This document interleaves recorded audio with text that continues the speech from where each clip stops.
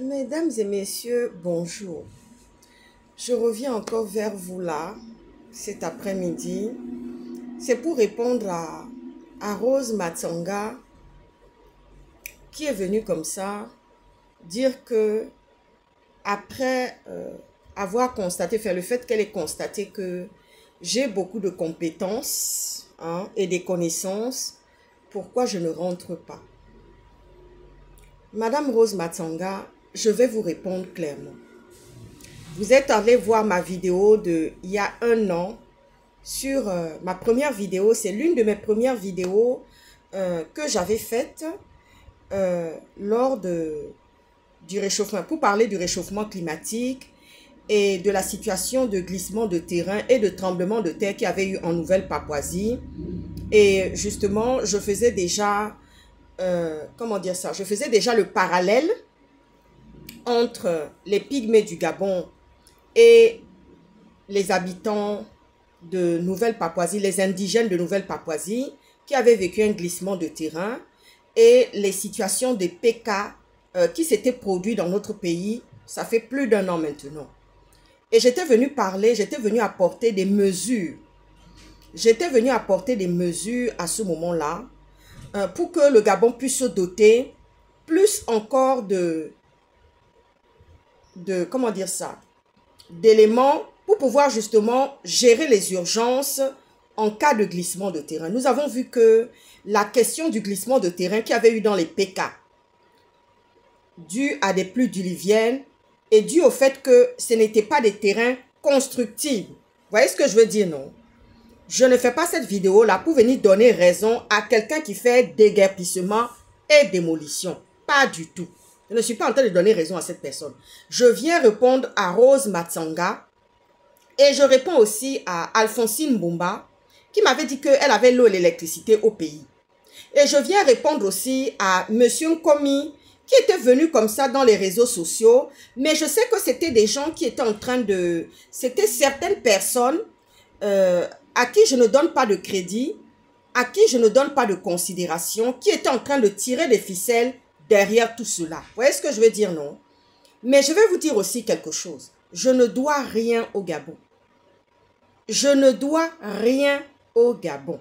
Madame Rose Matsonga, je ne dois rien au Gabon. Tout ce que j'ai aujourd'hui, c'est grâce à mes parents. C'est-à-dire que l'éducation que j'ai eue là, l'éducation que j'ai reçue là, premièrement, mes grands-parents m'ont élevé, m'ont récupéré quand mes parents faisaient encore leurs études. Ils m'ont eu quand ils faisaient leurs études.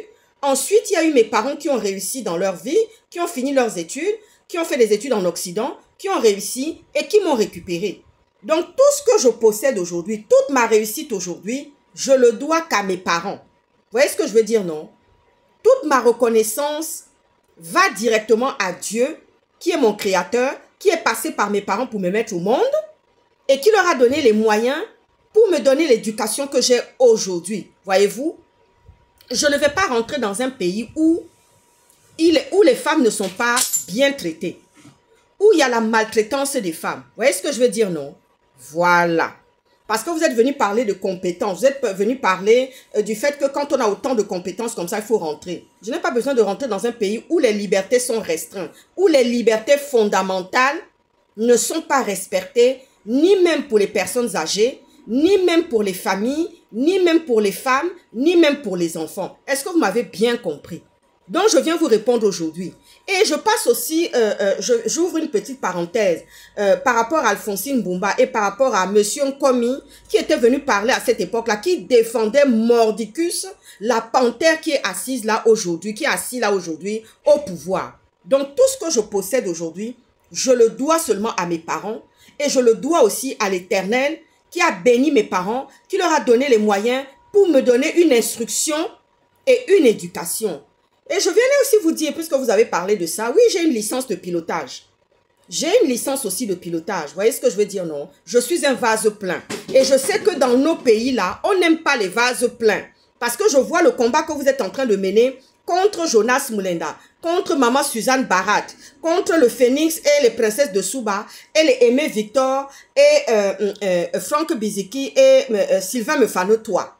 Je vois tout le combat que vous leur menez, que vous nous menez au quotidien. Comment vous faites, comment vous êtes venus dans les réseaux sociaux pour nous insulter et poster des messages insultants et méprisants. Mais aujourd'hui, là, Dieu est venu nous justifier. Donc, Rose Matanga, je vous réponds. Vous voyez ce que je veux dire, non? Je vous réponds. Tout ce que j'ai aujourd'hui, toutes les qualifications qu'aujourd'hui, je le dois à mes parents. Si je fais quelque chose pour le Gabon, c'est parce que tout simplement ce pays m'a vu naître. Je suis d'origine gabonaise. Vous savez, quand je vais à l'étranger comme ça, et que les Gabonais voient la manière dont les choses que vous postez en commentaire dans mes vidéos, ils disent, mais attends, s'ils ne veulent pas de toi, nous on est prêts. Les Français ici, là, ils aiment que ça.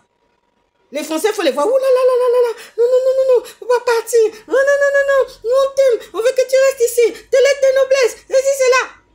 Les Français, même, ils ne veulent pas me laisser partir. Et là où je vais faire des interventions, là, avec justement mon association Grain de Talent, là, les gens disent, oh là là, vraiment, nous, on te veut, nous, on t'adopte. Nous, on t'adopte. Nous, on t'adopte, on te prend. Voyez ce qui est en train de se passer. Bon, quant à ma tenue, je suis en train d'aller faire un don à la mosquée. C'est pour ça que je suis habillée dans cette tenue-là. Donc, voilà. Donc, c'est pour vous dire que, oui, quand on va à la mosquée, on ne va pas avec des décolletés, évidemment. Donc, surtout que c'est pour aller faire un don. Donc, quand on va à la mosquée, on se couvre. On ne va pas en tenue échancrée et tout ça. Non, non, ils ont pas besoin. Il n'y a pas besoin de faire du mannequinat là-bas ou de la publicité là-bas. Non, non, non, non, non, voilà. Donc, ça, c'est sur mon rayon de liberté chrétienne et tout. Et d'un pays libre dans lequel je vis. Quand je suis habillée dans cette tenue-là, en tous les cas, d'une femme éduquée, qui a toute sa liberté de faire ce qu'elle veut. Madame Rose Matanga, je vous réponds. Parce que je sais que les libertés, les femmes n'ont pas beaucoup de liberté. Les femmes sont oppressées. C'est-à-dire que quand même il y a une drague, quand même une drague survient entre deux personnes, entre une femme et un homme, ça devient lourdingue. Il suffit que tu refuses parce qu'on a beaucoup de cas. Stéphane, il faut sortir, il faut venir parler. Il faut venir parler parce que le témoignage que je vais faire là, je t'avais appelé au téléphone. Voilà que il y a 1 an, bientôt 2 ans maintenant, quand nous étions dans le combat de la libération, j'avais reçu un message alertant d'une jeune femme qui travaillait pour un Libanais et en tant que serveuse de bar. Et cette femme, jeune fille, qui est une petite sœur pour moi parce qu'elle est très jeune, elle faisait son travail correctement, mais elle était harcelée constamment par son patron libanais qui voulait coucher avec elle. Et elle ne pouvait plus aller au travail. Et puis quand elle a refusé les avances, parce qu'elle avait quelqu'un dans sa vie, elle avait sa fille, elle allait travailler pour gagner de l'argent pour pouvoir faire évoluer son foyer. Ce monsieur n'arrêtait pas de la harceler. Et jusqu'à ce qu'il y a eu des menaces de mort. Elle s'est rendue donc au commissariat pour demander elle a voulu poser plainte. Qu'est-ce qui s'est passé? On lui a opposé une fin de non-recevoir au commissariat de Libreville en disant que tant qu'il n'y a pas de flagrance par rapport à ce monsieur, tant qu'il n'a pas posé un acte, on ne pourra pas prendre votre plainte. Et moi, je revenais d'un voyage de Singapour, où j'étais partie pour mon association Grain de Talent. Je revenais d'un voyage de Singapour, je n'avais même pas encore posé, je mettais la clé seulement. Je venais d'éteindre le moteur de ma voiture, déposer ma valise devant ma maison. Téléphone a sonné et puis la dame, on m'a prévenu puisqu'elle avait donné, elle était rentrée, elle avait trouvé mon canal. Et c'est là que je lui ai donné une stratégie. Je lui ai dit, je te rappelle, j'ai pris le téléphone, j'ai appelé Stéphane Zin. Je dis, Stéphane, je viens juste d'arriver de voyage de Singapour. Il va falloir que tu fasses un live pour la situation de cette jeune fille qui est harcelée et qui ne peut plus aller travailler. Elle est obligée de se faire accompagner par ses frères et sœurs et son compagnon et son chéri. Il va falloir faire quelque chose. Vous savez quoi? Vous savez ce que j'ai trouvé, la stratégie que j'ai mis en place. Je lui ai dit, donne rendez-vous au Libanais. Donne-lui rendez-vous avec des membres de ta famille qui se cachent dans les bois. Donne-lui rendez-vous quelque part. Quand il va penser que tu es à sa merci, au dehors là, parce qu'il va vouloir t'embrasser, poser les mains sur toi, de gauche à droite, partout là. Tu prends tes 10 doigts là. Tu plonges ça dans sa macula et tu le lui arraches. Et c'est ce qu'elle a fait. Quand elle a fait ça là, il y a eu flagrance. Les policiers ont pris en compte sa plainte. Parce que ce Libanais là a perdu sa vue. Ah oui, il a perdu sa vue. Ah oui, parce qu'elle avait signalé. Parce qu'elle avait signalé ça. Et les policiers ont dit que tant qu'il n'y a pas de flagrance, on ne peut pas prendre votre plainte. Vous voyez ce que je veux dire, non? Donc, au jour d'aujourd'hui, je vais vous dire quelque chose, mesdames. Quand vous êtes harcelés comme ça, vous prenez vos 10 doigts là. Vous mettez ça dans les yeux de l'homme là. Et vous le lui arrachez. Comme ça, il n'aura plus jamais l'opportunité de venir regarder avec ses yeux goulus de sauvagerie, de cochon, de gourmandise devant vos yeux. Vous savez ce que je veux dire, non? Mais toi, Rose Matsanga, qui veut dire que je n'avais 40 ans, est-ce que tu as la liberté là-bas au pays? Tu n'as pas la liberté là-bas au pays. Tu comprends ce que je veux te dire, non? Moi, j'ai eu mes lettres de noblesse. Mes parents m'ont tout donné. Tout ce que je possède aujourd'hui, ce sont mes parents. Ça dit que Dieu est passé par mes parents pour me donner ce que j'ai aujourd'hui. Mes lettres de noblesse, la reconnaissance. Partout je pars, je monte, je descends. C'est ça même. Et j'envoie ce message à Alphonsine Boumba et en commis qui était en train de parler, qui connaît soi-disant, je ne sais qui là-bas, là, au dehors. Tu vois, non? Parce que moi, là, quand j'ai envie de te mépriser, là, je vais très bien te mépriser. Vous voyez ce que je veux dire, non? Voilà, Rose Matsanga, je t'ai répondu dans cet après-midi-là. Est-ce que tu as vu mon visage? Est-ce que tu as vu mon visage? Regarde bien mon visage. Tu vois, non? Je ne mets pas les éclaircissants. Regarde mes 10 doigts naturels comme ça. Naturel comme ça. Ça dit quand je jette quelque chose sur moi, ça donne effet tout de suite Rose Matsanga. Commence d'abord par commencer à prendre le mégaphone pour appeler le fameux président que vous avez élu à vous mettre l'eau et l'électricité au dehors. Tu vois, non? L'eau et l'électricité là au dehors, c'est pas la pompe fontaine, hein? Mais l'eau et l'électricité où tu te douches là, où tu prends du frais là, c'est ça qui est très important. Tu as compris, ma chérie? Je t'ai répondu, je suis un vase plein. Mais on sait que vous n'aimez pas les vases pleins. Parce qu'on voit la maltraitance, le comportement que vous avez avec Monsieur Jonas. Mais Monsieur Jonas Mlenda est béni. C'est un enfant qui est né dans le mariage. Il est béni de son père et de sa mère et de toute sa famille. Donc toutes ces manigances-là, c'est un enfant du pays. Moi, je suis d'origine gabonaise. Tous ceux qui veulent nier là, pour dire non, ceci, cela, patati, patata, ne viens pas te mêler de nos histoires. Je ne suis pas obligée. Hein. Je pouvais mener ma vie ici tranquillement. Je ne suis pas tenue. Je ne suis pas tenue, mais je le fais parce que c'est mon pays, je suis née et j'ai envie de voir ce pays-là évoluer et avancer. Où est-ce que je veux dire non? Donc, Rose Matsanga, je t'ai répondu par rapport à ce petit commérage, à ce petit message que tu es venu me donner. Hein, en tous les cas, pour te dire que ma chérie, pense d'abord à ta liberté de femme. Parce que moi, ma liberté de femme, là, je suis affranchie. Depuis la maison de mes grands-parents jusqu'à chez mes parents, là, bénédiction est tombée sur moi. Tu vois, non? Et puis quand ça chauffait à Kouaben là, je suis partie, j'ai mis le feu. C'est-à-dire la manière dont j'ai mis le feu là. Assunta, la mère supérieure Assunta, je la cite aujourd'hui. La mère supérieure Assunta et Ralougou là, elles avaient les cheveux dressés comme ça. Parce que ce sont eux-mêmes qui ont commencé ça, avec d'autres personnes autour. Parce que c'était eux les chefs. Celles qui ont commencé ça, les petits subalternes là, qui ont commencé à semer cette zizanie là, sur moi là, au début là. Eux, les chefs là, au lieu de régler, d'apaiser ça, non.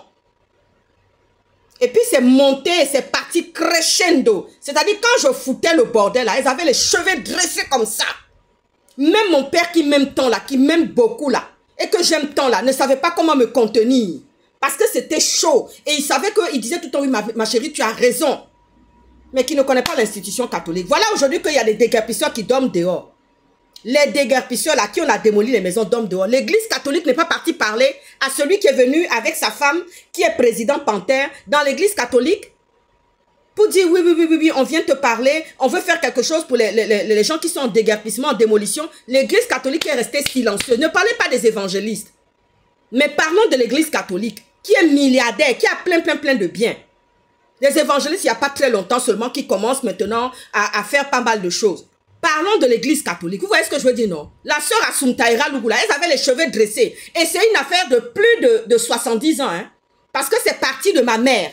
L'histoire qu'eux, ils ont provoquée avec moi là, c'est parti de ma mère qui était dans leurs institutions aussi. Et quand ils ont vu que, tiens, c'est la même femme qu'ils avaient voulu machiner. Et ma grand-mère et mon grand-père se sont opposés à ce qu'ils voulaient mettre comme truc sur ma mère.